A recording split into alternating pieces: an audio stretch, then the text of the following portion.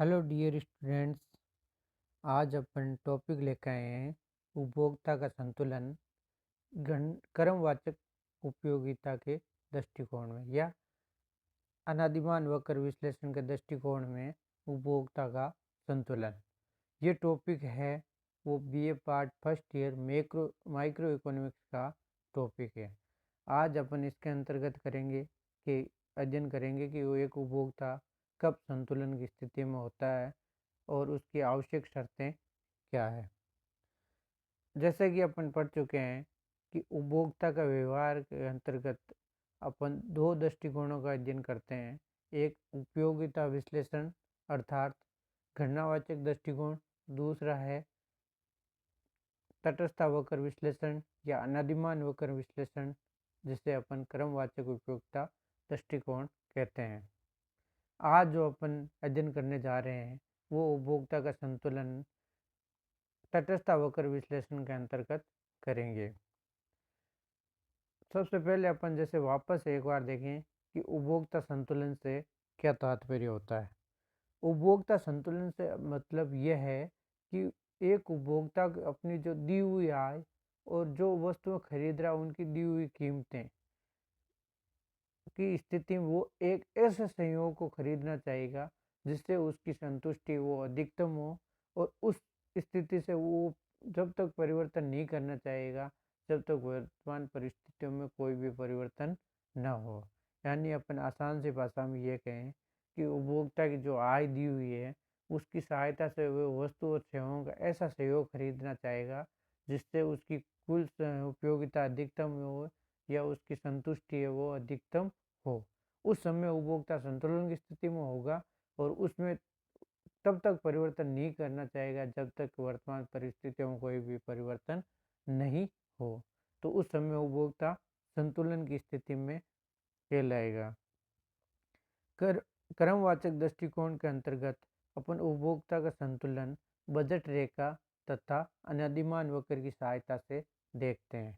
जैसा कि आप जानते हैं कि बजट रेखा से तात्पर्य है कि दो वस्तुओं की कीमतें तथा उपभोक्ता की आय दी होने पर बजट रेखा दो वस्तुओं के उन विभिन्न संयोगों को दर्शाता है जिन्हें उपभोक्ता क्रय कर सकता है। यानी बजट रेखा के लिए दो आवश्यक तत्व होते हैं, एक जो उन वस्तुओं और सेवाओं की कीमतें और दूसरा है उपभोक्ता की आय। यानी दो वस्तुओं की कीमतें और उपभोक्ता आय दी होने पर अपन बजट रेखा का निर्माण कर सकते हैं। और बजट रेखा के नीचे वाले बिंदु अपने को ये बताते हैं कि उपभोक्ता की आय पूरी खर्च नहीं हो रही है, और बजट रेखा के ऊपर स्थित सभी बिंदु अपने को ये बताते हैं कि उपभोक्ता की आय वो पूरी खर्च हो रही है। और बजट रेखा के ऊपर वाले बिंदु अपने को ये बताते हैं कि ये जो ऊपर वाले संयोग है जो वस्तुओं के जो जिन्हें उपभोक्ता क्रय नहीं कर सकता जब तक उपभोक्ता की आय में वृद्धि नहीं हो। यानी नीचे वाला तो ये बताता है वो आय कम खर्च कर रही है, ऊपर वाला ये बताता है कि उपभोक्ता की पहुंच से बाहर है, और उसके ऊपर स्थित बिंदु अपने को बताते हैं कि इन्हें उपभोक्ता क्रय कर सकता है। इसी प्रकार अपने को अनादिमान वक्र है।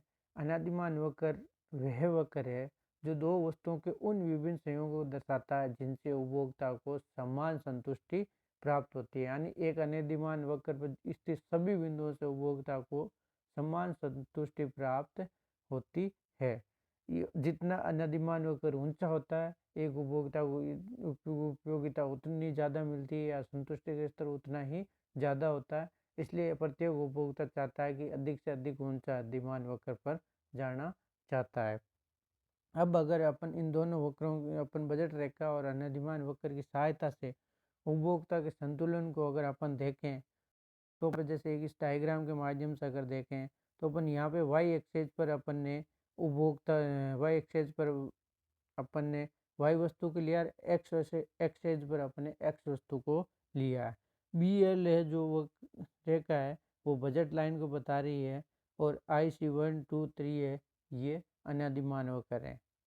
यहाँ पे अगर अपन देखें कि उपभोक्ता संतुलन के समझने के लिए अपने 5 बिंदु लिए हैं, ए सी बी ई और डी बिंदु।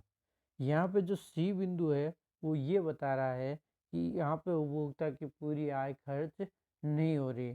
इसका मतलब है सी बिंदु उपभोक्ता के संतुलन बिंदु नहीं हो हो सकता है, क्योंकि यहाँ पे उपभोक्ता की आय बच रही है, तो उस आय को वो खर्च करके और भी उपभोक्ता ऊंचे अनधिमान वक्र पर जा सकता है और अपनी संतुष्टि बढ़ा सकता है। डी बिंदु है, डी बिंदु अपने को ये बता रहा है कि इस बिंदु उपभोक्ता के खर्च करने मतलब पहुंचना संभव नहीं है, ये क्योंकि उपभोक्ता की आय इतनी नहीं है कि वो डी बिंदु पर पहुंच सके, इसलिए डी बिंदु उसके पहुंच से बाहर है। अब अगर बात करें कि बजट रेखा पर स्थित अपने ए, बी और ई बिंदु की, ए और बी बिंदु है और ई बिंदु है, तीनों पर उपभोक्ता की पूरी आय खर्च हो रही है।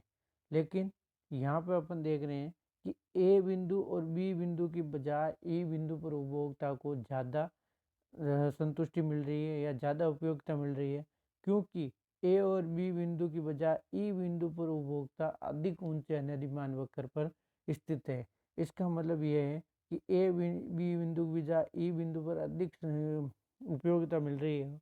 और यहाँ पे अपन देख रहे हैं कि ई बिंदु पर बजट रेखा है वो आईसी वक्र को स्पर्श कर रही है, यानी टेंजेंट टू आईसी वक्र कर रही है। तो यहाँ पे अपन देख रहे हैं कि बजट लाइन या जो अपनी जो बजट लाइन है, प्राइस लाइन भी कहते हैं अपन इसको, कि should be tangent to indifference curve IC कर, यानी बजट रेखा है वो अनधिमान वक्र को स्पर्श करना चाहिए। यानी इससे एक शर्त अपने पास आती है और एक चीज़ वो अपने इससे निकल के आती है डायग्राम से, कि अनादिमान वक्र है वो बजट रेखा को स्पर्श करे उस समय उपभोक्ता संतुलन की स्थिति में होगा। जबकि अपन देख रहे हैं ए बिंदु और बी बिंदु की स्थिति में जो आईसी वक्र है बजट रेखा को स्पर्श नहीं कर रहा है, यानी सामान्य परिस्थितियों में उपभोक्ता ई बिंदु पर संतुलन में होगा। और इसका मतलब है यहाँ से अपने को दो शर्तें निकल के आती है उपभोक्ता संतुलन के लिए। पहली शर्त इसकी निकल के आती है कि बजट रेखा तटस्थ वक्र को स्पर्श हो करे, यानी संतुलन के बिंदु पर बजट रेखा वो तटस्थ वक्र को स्पर्श करना चाहिए, क्योंकि इसके इस बजट आईसी वक्र के नीचे जितने भी वक्र होंगे उनसे सबसे कम संतुष्टि मिलेगी, और इस वक्र से जितने भी ऊंचे वक्र होंगे उस पर बजट रेखा स्पर्श नहीं करेगी, तो इसका मतलब है वो उपभोक्ता की पहुंच से बाहर होंगे। इसलिए एक उपभोक्ता संतुलन में ई बिंदु पर होगा जहाँ पर उसकी कुल उपयोगिता वो अधिकतम हो रही है। और यहाँ पे पहली शर्त इससे ये निकल के आती है कि बजट रेखा या कीमत रेखा अपन कहें तो तटस्थ वक्र को स्पर्श करना चाहिए। तटस्थ वक्र को स्पर्श कर रही है, इसका मतलब है यहाँ पे दोनों की आपस में ढाल है वो क्या होती है, आपस में बराबर है। यानी अगर अपने को आईसी वक्र पर कहीं पे भी अगर उसकी ढाल निकालनी है, तो यानी ढाल का मतलब है स्लोप निकालनी है, तो उसके ऊपर अपने स्पर्श रेखा खींचेंगे। और यहाँ पे बजट रेखा खुद ही संतुलन बिंदु पर क्या होती है, एक स्पर्श रेखा होती है। इसका मतलब है जो बजट रेखा का ढाल होता है वो का वो ही आईसी वक्र का ढाल होता है। और अपन जैसे पढ़ा था कि आईसी वक्र यानी अनधिमान वक्र का ढाल है वो प्रतिस्थापन की सीमांत दर होती है। प्रतिस्थापन सीमांत दर का मतलब है marginal rate of substitution, MRS. और जो कीमत बजट रेखा की ढाल है या कीमत रेखा की ढाल है वो होती है P X upon P Y. यानी अगर अपन इसको देखें तो बजट रेखा की स्लोप है जो एम आर एस होता है, M R S X Y है, वो बराबर होता है M U X upon M U Y के। और जो पी एक्स होता है बजट रेखा ढाल है वो P X upon P Y है।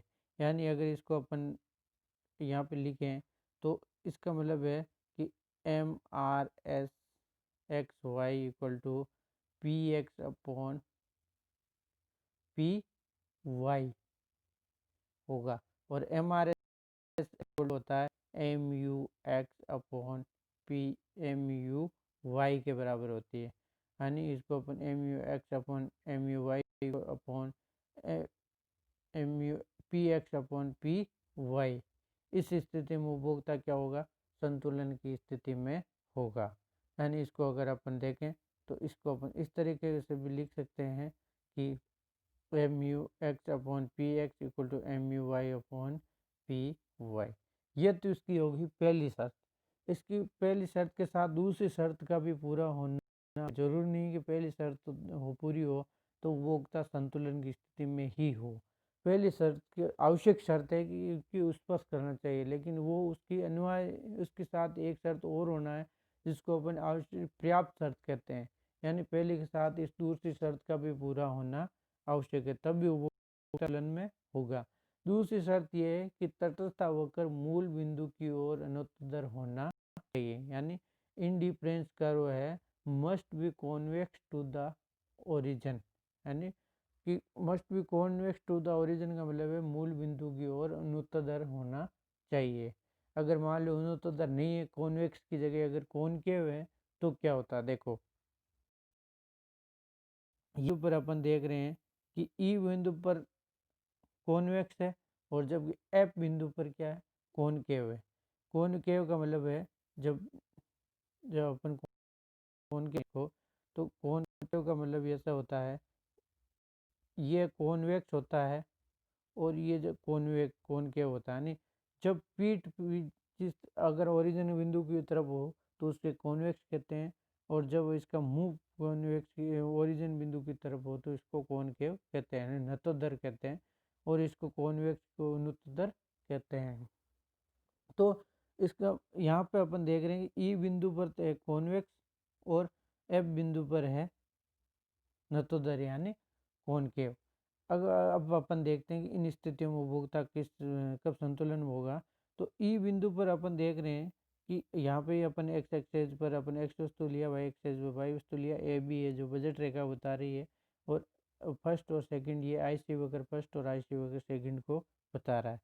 ई बिंदु पर भी स्पर्श कर रहा है, एफ बिंदु पर भी अनादिमान वक्र स्पर्श कर रहा है। यानी दोनों पर उपभोक्ता की पहली शर्तें वो पूरी हो रही है। लेकिन अपन देख रहे हैं कि एफ बिंदु के बजाय ई बिंदु पर उपभोक्ता को संतुष्टि अधिक मिल रही है, क्योंकि एक ऊंचा अनादिमान वक्र अधिक संतुष्टि को बताता है। इसलिए उपभोक्ता एफ बिंदु के बजाय ई बिंदु पर जाएगा और जहाँ पे उसको अधिक संतुष्टि मिलेगी। इसका मतलब है कि जिस बिंदु पर आई सी जो नतोदर है और बजट रेखा को स्पर्श कर रही है, वहाँ उपभोक्ता को जो उपयोगिता मिल रही है वो न्यूनतम मिल रही है, जबकि ई बिंदु पर अपन देखेंगे उपयोगिता मिल रही है वो अधिकतम मिल रही है। यानी वो अधिक ऊंचे अनदिमान वक्र पर स्थित है, और अधिक ऊंचा अनदिमान वक्र होने का मतलब यह है कि उसको संतुष्टि ज़्यादा मिल रही है। इसका मतलब ये कि पहली शर्त है कि बजट रेखा है वो अनादिमान वक्र को स्पर्श करे, और दूसरी शर्त इसके साथ ये है कि अनादिमान वक्र मूल बिंदु की ओर अनुत्तरदायी होना चाहिए, तब भी एक उपभोक्ता संतुलन की स्थिति में हो। यानी पहली शर्त तो यह है कि ये बजट रेखा है तो इसको ये अनादिमान वक्र स्पर्श करना चाहिए, तब भी उपभोक्ता संतुलन में होगा। और दूसरा ये है कि स्पर्श होने की स्थिति में जो है अनादिमान वक्र वो अनुत्तरदायी होना चाहिए। अगर अनुत्तरदायी नहीं है, जैसे अभी अपन ने देखा था, तो उपभोक्ता की संतुष्टि है वो कम होगी। जैसे ये बिंदु अपन लिया था और ये एफ बिंदु लिया था, तो एफ ई बिंदु पर उपभोक्ता को ज़्यादा संतुष्टि मिल रही। ये है उपभोक्ता का संतुलन। बहुत बार एग्जाम में भी उपभोक्ता का संतुलन ये पूछा जाता है। Okay, thank you.